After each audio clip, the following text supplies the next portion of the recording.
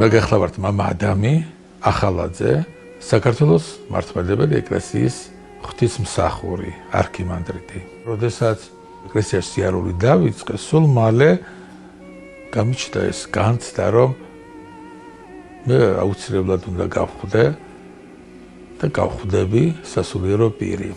მაშინ პატარა არ ვიყავი, მე უკვე საკვირათი ცხოვრებისეული გამოცდილება მქონდა. ის იყო საქართველოში დავბრუნდი მძიმე პერიოდი იყო 92 წელი 1992 წელი და როდესაც ადამიანები მეკითხებოდნენ რომ რატომ გადიხარ ხშირად ეკლესიაში ან რატომ აკეთებ რაიმეს მე რო მქონდა ტელევიზიის პირველ არხზე საეკლესიო გადაცემები ალბათ შენ შეგიძლია გინდა რომ გახდეს სასულიერო პირი მე მიკვირდა აბა რისთვის დადიან ადამიანები ეკლესიაში მე მეგონა რომ ადამიანთა უმეტესობა ვინც ეკლესიაში დადიოდა მიუხედავად იმისა რომ პატარა არ ვიყავი დადის იმისათვის რომ მე გახდეს სასულიერო პირი ანუ ღმერთს მიუძღვნას ცხოვრება ასე ვფიქრობ ღმერთის შემეცნება უნდა ადამიანს და დაიწყებს ამას ეს პროცესი ხო დაუსრულებელია და მე დროს და განვითარდე რაღაც უფრო სხვა ეტაპზე უნდა გადახვიდე მე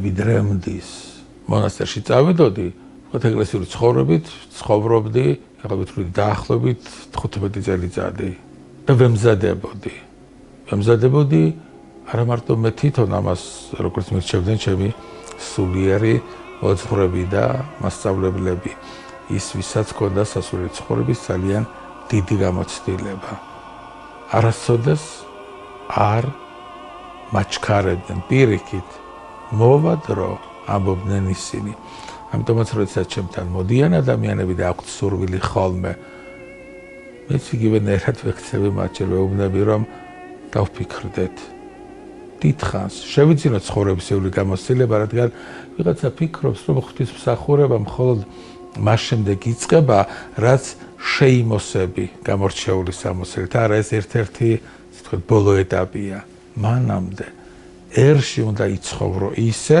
ამბობდნენ ჩვენი მასწავლებლები თითქოს უკვე მონასტერში ცხოვრობ ვიდრემდის ახალგაზრდა მიიღებდეს ამ გადაწყვეტილებას ჩვენ ხედავთ ახლა ისეთი ისტორიულად ისე განვითარდა ჩვენთან მოვლენები როდესაც ეკლესიის კარები გაიხსნა 30 წლის წინ ცოტა მეტი ხნის წინ არ იყო ღვთისმსახურები პრობლემები ბევრი იყო და ძალიან ბევრი ახალგაზრდა მოვიდა დღესაც უამრავი ახალგაზრდა ღვთისმსახური მყავს და მათ უკვე ჩვენ ადრევე უნდა ვასწავლოთ რომ გადაწყვეტილების მიღება და დავეხმაროთ ამაში დამოკიდებულია იმაზე რამდენად წრფელია მათში ღმერთის განცდა ეს არის რწმენა მაგრამ ჩვენ ხალხი გვგონია რომ რწმენა გვაქვს მაგრამ ეს რწმენა არ არის მით უმეტეს სამყოფი იმისათვის რომ ეს რთული გზა გავიაროთ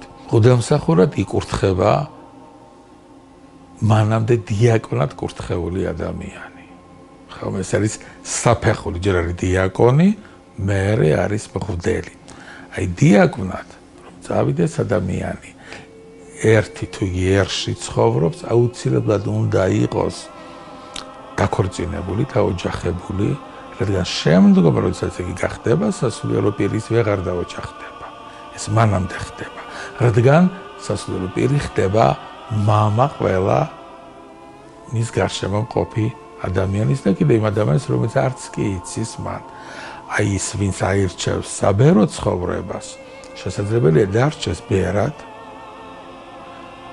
მაგრამ შესაძლებელია მას უნდა საღვთო მსახურება მას უნდა კონდეს სურვილი ღვთლად კურთხევას ასევე დიაგნოზად მხოლოდ ღვთელმთავარი აღასრულებს მე იმ თაობას მივეკუთვნები რომელთა როგორც ღვთლად ასე დიაგნოზად კურთხევის წესი აღასრულა სრულიად საქართველოს კათოლიკოს პატრიარქმა ილია მეორემ დღეს ეს უფრო იშვიათი რამ არის, არის დიდი ბედნიერება არის იმ დროს ძალიან ბევრ რამეს სწავლობ.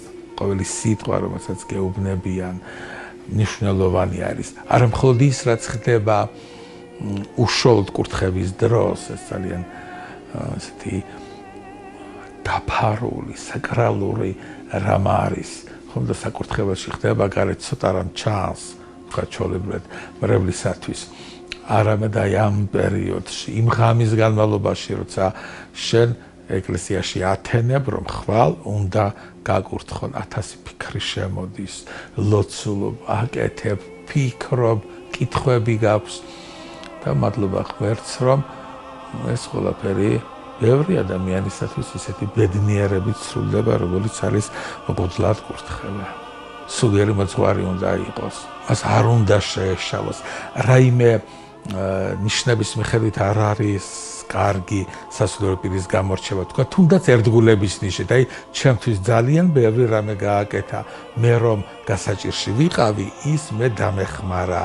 ხო, სასულიერო პირებს ხშირად გვინდა რომ გვერდით ადამიანები გვყავდეს, უამრავი საქმეა გასაკეთებელი. ან დამსახურება აქვს, ვთქვათ, ომში მონაწილე იყო, ან გამოჩენილი მეცნიერი იყო, ან რამე. აი ამ ნიშნით არ შეიძლება შეარჩიოს სასულიერო პირი. არ შეარჩიე დასაწყისში, მაგრამ მერე ყველა გამოცდა უნდა ჩააბარებინო, იმიტომ რომ მერე მას გაუჭირდება ცხოვრება, მას გაუჭირდება ეს მძიმე ჯვარი ატაროს, მოძღვრის ჯვარი.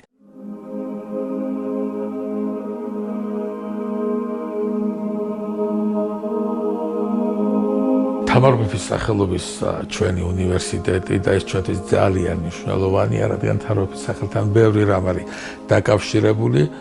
ჩვენ დავარსეთ თამარ მეფის სახელობის დედათა მონასტერი, თამარწმიდა თბილისთან ახლოს სოფელ შინდიში გვაქვს თამარ მეფის ფონდი და პირველი რაც გავაკეთეთ, დავაარსეთ მოწყალების დების სასწავლებელი, რომელიც ასევე თამარ მეფის სახელობის იყო. ჩვენ გვინდოდა კვალიფიციური და საერთაშორისო დონის ექთნების მომზადება, რასაც იაკლია ჩვენ ჯანდაცვის სისტემას. მხოლოდ, მაგრამ შემდგომ ამას სხვა ფაკულტეტები შემოუერთა და ნელა გადავიქეცით მედიცინის ინსტიტუტად განათლების რეფორმასთან. ერთად ჩამოვყალიბდით უკვე თამარ მეფის სახელობის უნივერსიტეტად, რომელსაც ორი ძირითადი მიმართულება აქვს. ეს არის საბუნებისმეტყველო და სამედიცინო მიმართულება და მეორე სოციალური და ჰუმანიტარული მიმართულება. რადგან ჩვენ უნივერსიტეტი დიდი არ არის, იგი გათვლილი არის 500 სტუდენტზე და სამედიცინო სპეციალობების გარდა, როგორც არის ჯანდაცვის მენეჯმენტი, ფარმაცია, ფიზიკური მედიცინა და რეაბილიტაცია და სხვა, აქ ვანიჭებთ ასევე ფსიქოლოგიის ხარისხს, ხელოვნებაცოდნეობის, სოციალური მედიცინის და კიდევ რამდენიმე სხვა სპეციალობა არის და მიზანი ამისია თავიდანვე ასეთი იყო, რომ ისეთი სპეციალობები გამოგვერჩია, რომლებიც საჭირო არის ჩვენი ქვეყნისათვის. მე ექიმი გახლავართ, მედიცინის მეცნიერებათა დოქტორი და სრული პროფესორი, ამას მხოლოდ იმის გამო ვამბობ, რომ სხვანაირად ვერ გაიგებს განათლების სისტემის სხვა მუშაკები იმას, რატომ ვკითხულობ ამ საგნებს და რატომ ვარ აქ. მე ვკითხულობ ბიოეთიკას, ქრისტიანულ და ბიოეთიკურ ანთროპოლოგიას, საექთნო საქმის თეორიას და პრაქტიკას. ღვთისმსახურებისკენ რამაც მიბიძგა, ამას მაინც ვიტყვი, ჩემის აზრით, მაინც ეს არის და რამაც არიან დიდი როლი შეასრულა ის, რომ მე ექიმი ვიყავი და ვარ და არა სხვა სპეციალობის წარმომადგენელი.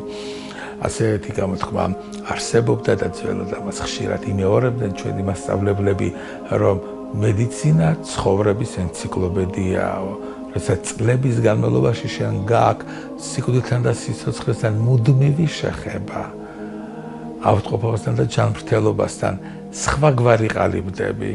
ყველა არ ყალიბდება ცხადია, მაგრამ ის, ვისაც ეს მოცემული აქვს პიროვნულად, რომ დაფიქრდეს, მუდმივად ყველაფერში, აი ის საზრისი ეძებოს.